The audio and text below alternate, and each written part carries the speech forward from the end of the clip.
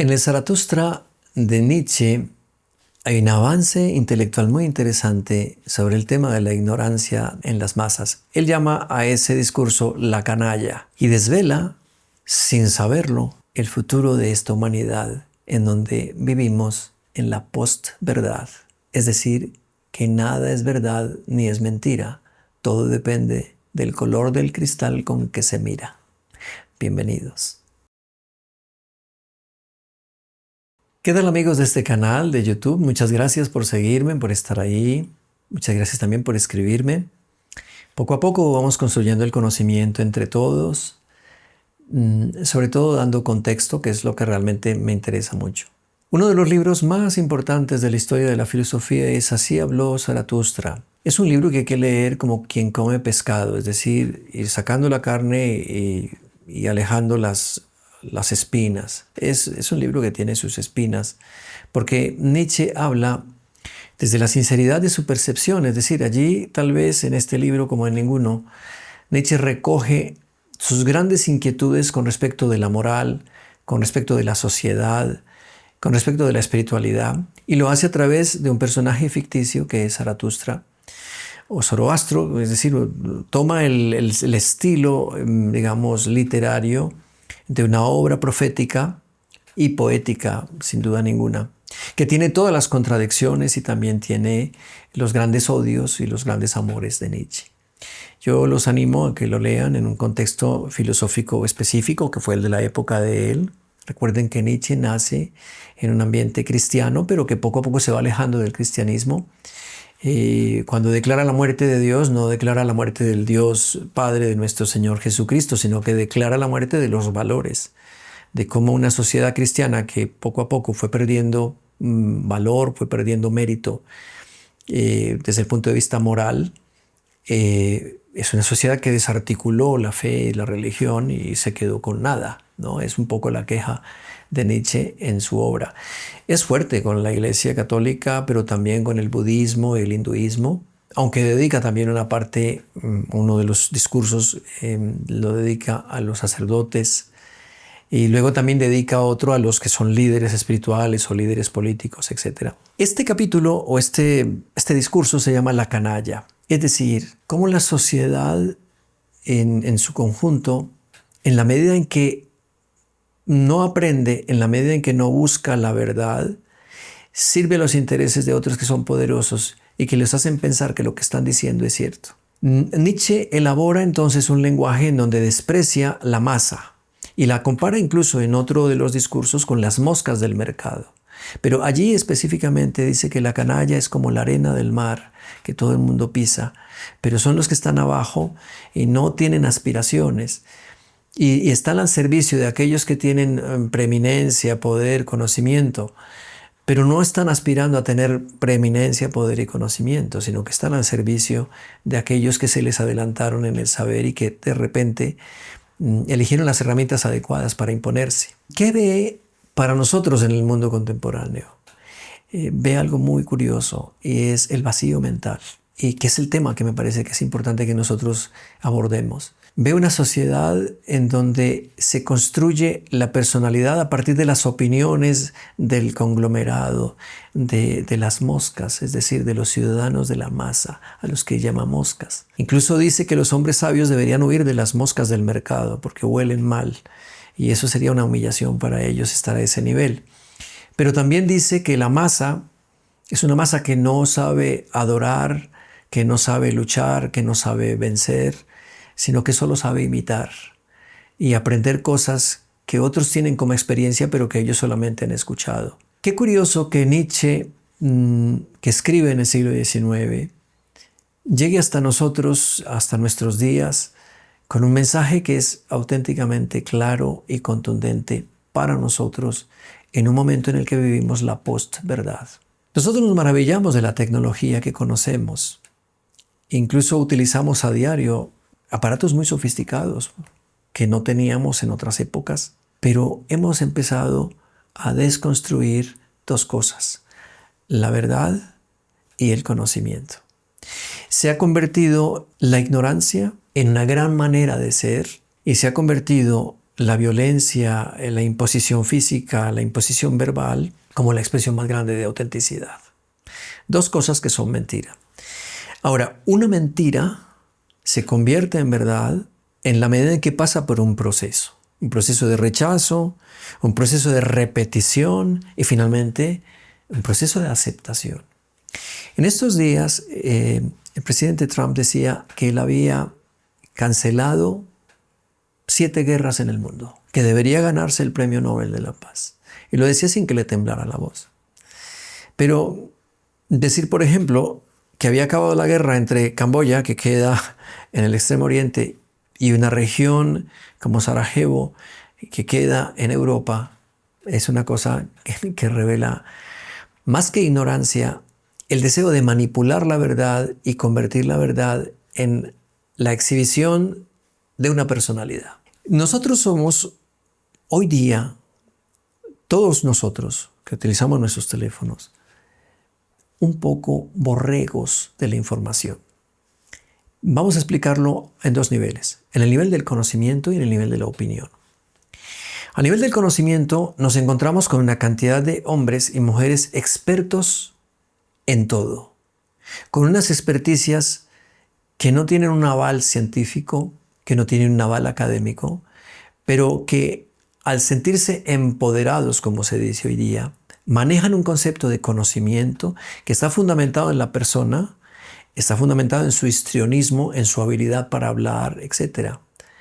Y entonces nos encontramos con un ejército de gentes que dan consejos, que arreglan vidas, que muestran el camino, que suplen necesidades médicas, que incluso se atreven a recetar productos, ya sea de carácter homeopático o productos químicos, con una tranquilidad pasmosa, como si se tratara de profesionales de la medicina. Y yo creo que los profesionales de la medicina que tienen también cierta influencia y que también tienen sus podcasts o que tienen canales en YouTube o en las otras redes sociales, hacen un flaco favor al empezar a establecer paradigmas. No debes comer esto, no debes comer aquello, jamás tomes esto, cuidado con esto.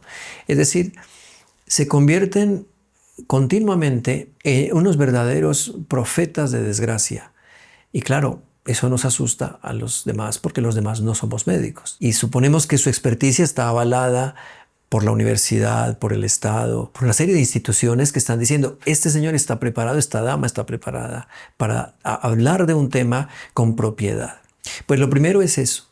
Nos encontramos con la posverdad, es decir, aplicada a los conocimientos, todo el mundo es profesional en todo.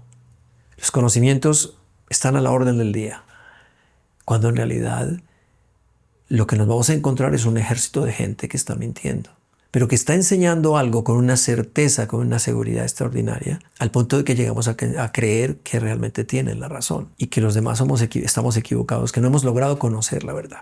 Por una parte está eso, pero por otra parte nos encontramos también con que se dicen cosas ya no a nivel profesional, se dicen cosas muy libremente que no tienen nada que ver con la realidad. Estas noticias falsas, estas informaciones falsas, esta mediatización de la mentira conduce a una sociedad borrega que termina por creer las mentiras y termina por asumir como cierto algo que diametralmente es falso. Yo creo que mucha gente hoy día podría incluso llegar a afirmar que la Tierra es plana. Y lo dicen tal vez de la manera más ingenua, pero más brutal. Es que todos sabemos que todo es plano. Tú caminas y caminas y caminas y la Tierra es plana. Pues vamos a encontrar gente que hace ese tipo de afirmaciones en el siglo XXI. ¿Qué es lo que hay a nivel humano como elemento que se desprende de esta destrucción de la verdad? A nivel humano también hay una glorificación de la ignorancia. La persona que dice, no lo sé, es una persona que es felicitada y reconocida y avalada. Mire, está diciendo que no sabe. Pero también está el que dice, sí, yo lo sé y lo voy a explicar. Entonces es claro, vienen los aplausos para reconocer, ese es un hombre que tiene un conocimiento, es una experticia, vamos a escucharlo. Pero más en el fondo hay algo más grave. Y es que es toda una sociedad que utiliza su inseguridad como la clave para poder estar en las redes sociales. ¿Y qué hacen las empresas que dirigen las redes sociales? Utilizan la inseguridad, la insatisfacción, la inhabilidad para vender.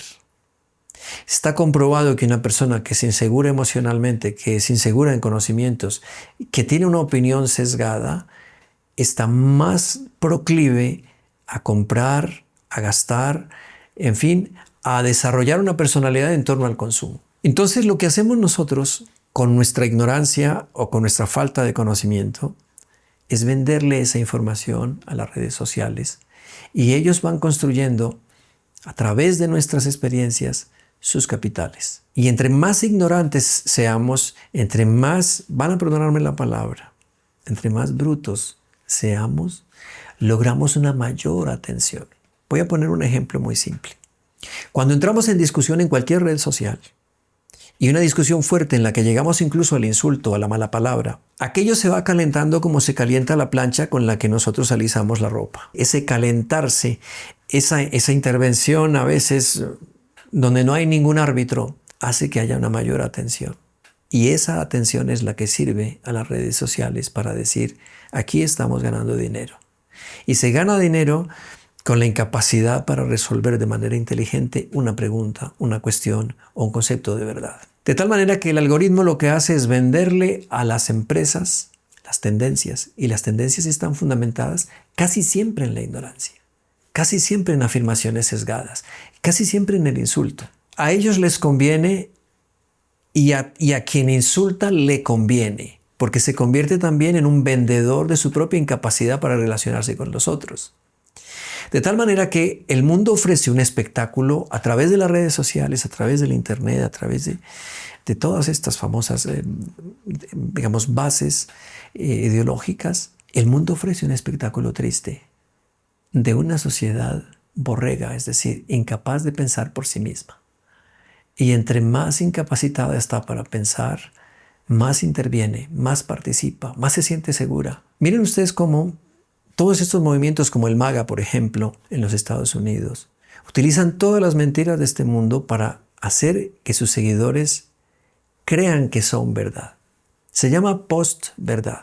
Es decir, no hacemos afirmaciones verdaderas, sino hacemos afirmaciones que son lógicas para nosotros, pero que ustedes son capaces de entender, y al entenderlas, se van a dar cuenta que tenemos la razón. Miren ustedes el argumento. Está fundamentado solo en la palabra. El hijo de John Kennedy, que es el secretario, aquí en Estados Unidos dice secretario, que es el secretario de salud de los Estados Unidos, no cree que las vacunas sean buenas. Incluso Donald Trump llegó a decir que el uso del Tylenol podía conducir al autismo. Todas son mentiras. Y sin embargo, seguimos como si no pasara nada. Pero quiero mostrar también que la inseguridad, que la ansiedad, que todo el desconcierto que vive el usuario, que vive la gente de a pie, que vive el que está en su sofá con su teléfono, eso vende. Es un producto. El algoritmo busca al inseguro, al que no cree, al que le parece que es una tontería.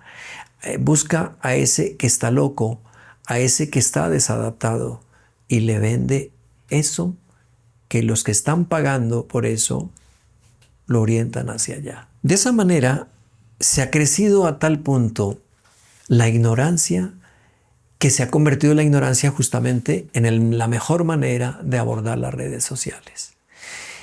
Pero quitemos de lado el tema de la ignorancia y pongamos el tema de la salud mental. Se considera la salud mental como una condición natural en la que los seres humanos deberíamos gozar de un equilibrio interior y exterior. Pero encontramos muchas personas nerviosas, ansiosas, muchas personas dislocadas, deslocalizadas, es decir, que no se sienten bien consigo mismas.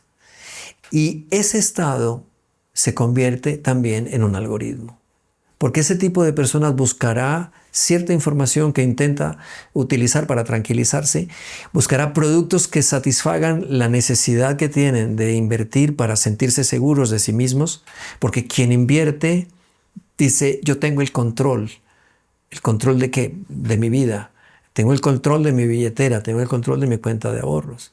Es decir, vive en la alucinación de pensar que con solo gastar y consumir está en el torrente normal de la vida cotidiana de millones de seres humanos. Pero no es así.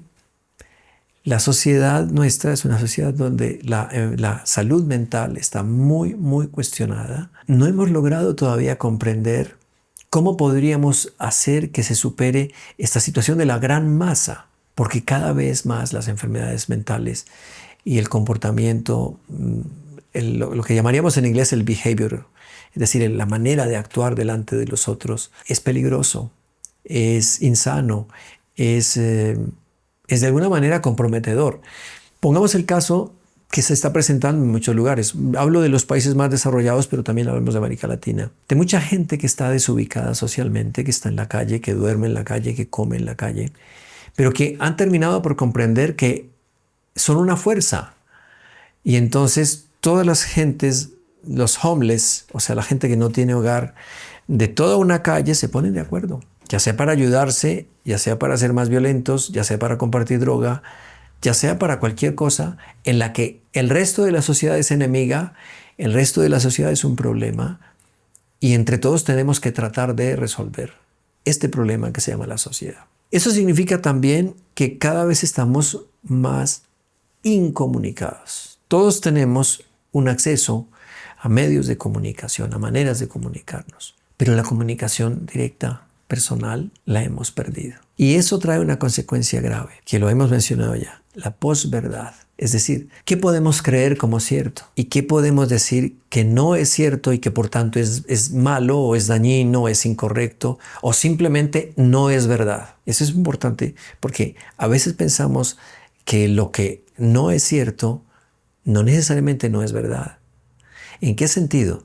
En el sentido de que es afirmado de tal manera como algo establecido que todo el mundo termina por aceptarlo. Esa aceptación es la que me parece muy peligrosa. Creo que las mismas redes sociales que están tan interesadas en ganar dinero con nuestras propias incertidumbres, con nuestros propios miedos, con una gran ansiedad, con el miedo a la realidad, con miedo al futuro, justamente en una época en la que precisamente los seres humanos nos encontramos un poco a la deriva, porque ni nuestros gobiernos, ni los gobiernos universales, como por ejemplo las Naciones Unidas, el Banco Mundial, etc., esas instituciones que son de un gran calado, ni siquiera ellos tienen una respuesta para lo que estamos viviendo. Tenemos unas guerras que están ahí, que afectan a Occidente, que afectan a los países occidentales, que afectan a Norteamérica, que afectan a Europa. Todas esas guerras están fundamentadas en mentiras. Bueno, la guerra generalmente lo primero que hace es matar la verdad. La primera cosa que muere en una guerra es eso, la verdad. La guerra de los judíos con los gazatíes está fundamentada en una mentira. Culpa de los ingleses que tuvieron un protectorado allí en esta zona de Israel y que cuando tomaron la iniciativa de crear en el año 48 con David Ben Gurión el Estado de Israel, vendieron la idea de que ellos realmente eran los herederos de la tierra prometida. Eso se llama sionismo. Ese sionismo se impuso posteriormente y se fue desarrollando un Estado que no existía desde el año 70 después de Cristo, año 70, año 1948. Eso no hace malos a los judíos en sí mismos. Ellos estaban también reclamando un derecho histórico de una tierra en la que vivieron. Pero impedirles a los gazatíes que tuvieran un Estado, porque eso se empezó, desde el principio se empezó por utilizar el bulldozer para ir destruyendo casas y destruyendo barrios, y estableciendo una línea casi que imaginaria entre lo que somos nosotros y lo que son ellos. Entonces, ellos no tienen derecho a estar aquí, nosotros sí, porque hemos heredado esto que viene de una promesa que Dios nos ha hecho, de poseer esta tierra. Pero recordemos que esa tierra necesariamente nunca fue de los judíos. Cuando la Biblia nos cuenta que llegaron los israelitas, se encontraron con los jebuseos, que eran los dueños de Jerusalén y de toda esta zona del centro, cercano al mar, al Jordán y al Mar Muerto. Cuando ellos se establecen allí, eso era de una tribu, los jebuseos. Luego, a lo largo de los siglos también tuvieron que luchar contra los filisteos, contra los fenicios. Es decir, esa es una guerra muy antigua, pero no necesariamente siempre han sido los dueños de la tierra. De hecho, cuando fueron llevados a la deportación de Babilonia, aquella zona, lo que es Galilea, y luego Judea, que es un poco más abajo, quedaron completamente desolados. Además, Nabucodonosor destruyó el templo, que luego lo reconstruirían de Esdras y Nehemías. Entonces, pero todo para decir, hay una mentira, y es que nosotros somos los dueños de esa tierra. Y yo creo que los mismos judíos modernos saben que su papel empieza a ser relevante en el año 48. Allí había un protectorado a manos de los ingleses. Bueno, yo no voy a ahondar más porque se me escapan algunas cifras importantes de la historia, pero una mentira. Es decir, que ellos siempre han sido los dueños de la tierra. Habrá alguno que me está mirando y que está diciendo que estoy equivocado. Yo me he tomado la tarea de leer y de investigar a lo largo de los años el tema porque yo soy estudioso de la Biblia como cualquier cura, que se respete. Bueno, pero la otra mentira es la posverdad americana. Es decir, somos un país con un destino manifiesto. Somos una raza que viene a imponerse en este continente que se llama América. Y luego Monroe añadió América para los americanos. No debería existir en América más que nuestra sociedad, que estos colonos, estos que son de habla hispana, y nosotros los anglos, y entonces nuestro destino es manifiesto, es decir, se expresa, se muestra en que somos una raza dominante, en que somos blancos, ojos azules, cabello rubio, raza superior, mejor formación intelectual, mejor formación humana. Ese mismo destino manifiesto es lo que está utilizando el gobierno de los Estados Unidos hoy día para decir que los latinos no tenemos por qué estar allí, que los filipinos no tienen por qué estar allí, que, qué sé yo, tantos pueblos que siempre han contribuido a la grandeza de los Estados Unidos. Esas son las mentiras que se convierten en una verdad. Para los judíos esa es una verdad indiscutible. Somos los herederos de la tierra prometida que Dios nos dio. Para los americanos, el destino manifiesto. Somos un pueblo elegido por Dios para llevar la luz de la inteligencia, de la ley, el imperio del orden y de la justicia al mundo. Creo que nosotros nos gastaríamos un buen rato mirando cómo es lo que estamos viviendo y qué es lo que estamos viviendo. Lo que acabo de decir es una cosa muy imperfecta en el sentido de que no toca todas las fibras de esta discusión sobre la posverdad y de cómo la ignorancia se ha convertido realmente en una mina de oro para todas las redes sociales, porque en la medida en que se estimula la ignorancia en esa misma proporción también vienen las discusiones, los desencuentros, vienen esas riñas que hacen como la plancha caliente y claro, vamos a tener público y vamos a tener discusión y vamos a tener horas de estar allí en esa red social. Y la ignorancia por eso se convirtió en un producto de venta, en un buen negocio. Y obviamente que al producir dinero aparecen entonces todos los, ¿cómo se dice? Los que pueden hacer negocio, es decir, los que venden productos específicos para ese público que está discutiendo allí. ¿Cómo se llaman? Los anunciantes.